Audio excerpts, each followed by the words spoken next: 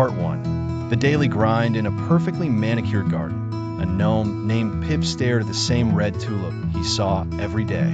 His paint was chipped, and his smile was painted on. He watched a butterfly fly free and sighed. "There must be more," he whispered. Part 2. The midnight meeting that night. Under the light of a glowing yellow moon, Pip gathered the other gnomes. "We're not decorations," he declared, pointing a tiny finger towards the wild, untamed forest beyond the fence. Part 3.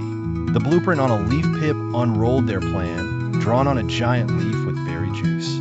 It showed a perilous route, across the great patio, over the river sprinkler, and into the freedom of the whispering woods. Part 4. The great patio. Crossing the stone patio was a vast, gray desert. They moved like commandos, hiding behind potted plants.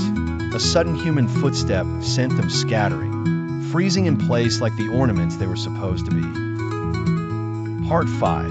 The river sprinkler. The sprinkler system burst to life, creating a terrifying water canyon. The gnomes used a popsicle stick as a bridge.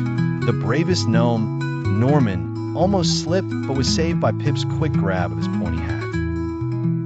Part 6. The fierce feline. The family cat, a sleek orange giant named Mittens, spotted them. She pounced. The gnomes stood their ground, tapping their spears. Confused by their bravery, Mittens just sniffed them and walked away bored. Part 7. The birdbath voyage. They found a birdbath. It was their sailing ship. They climbed in and used a large leaf as a sail. A friendly sparrow, thinking they were in trouble, gently picked up the entire birdbath and carried them over the garden fence. Part 8. Freedom in the forest. They tumbled into the whispering woods. It was a jungle of emerald green moss, giant mushrooms, and dazzling wildflowers. They were free. Part 9. The mushroom village. They discovered a village of friendly bugs living in spotted red mushrooms. The ants offered them nectar, and the fireflies provided light for a welcoming party.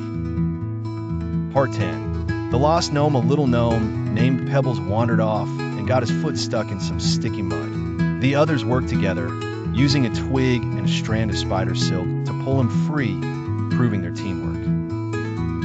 Part 11. The rainstorm refuge. A sudden rainstorm sent them scrambling for cover. They huddled inside a hollow log, listening to the rhythm of the rain. It was scary, but they were together.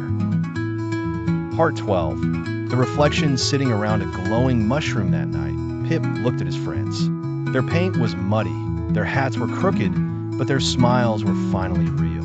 They weren't just ornaments, they were a family. Part 13. A change of heart. As the sun rose, painting the sky pink and orange, they saw their old garden from a new perspective. It looked small, but was it still home? Part 14. The return of the heroes. They decided to return, not as prisoners, but as explorers who could come and go. They knew the secret path now. They were guardians of both worlds. Part 15. The new garden. They marched back into the garden and took their places.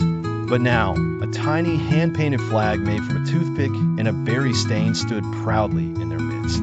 It was their symbol of freedom. Part 16. Adventurers at heart. The humans never noticed the difference. But every night, under the twinkling stars, the gnomes' adventures continued. They were home, but they were forever free, their spirits as wild and bright as the forest itself.